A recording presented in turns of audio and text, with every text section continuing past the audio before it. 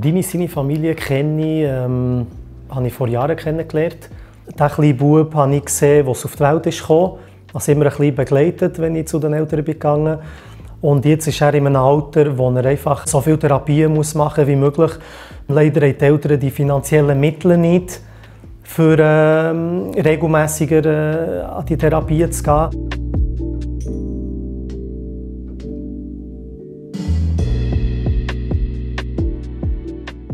Ich hatte immer den Drang, am Dinis auf eine Art und Weise zu helfen.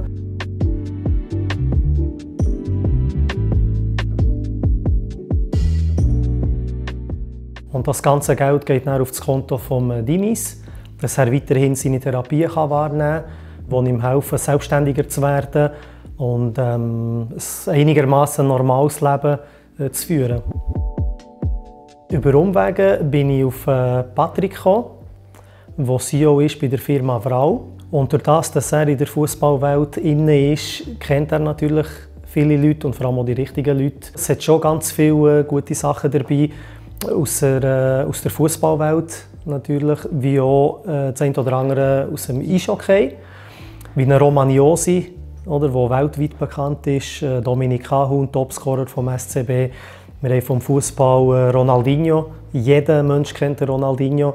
Es hat vom João Felix bis zum Rafael Leão vom AC Milan. Aber wir können sagen, es hat wirklich ganz viele grosse Namen dabei, wo die Leute werden Freude haben und können sich freuen darauf. Ja.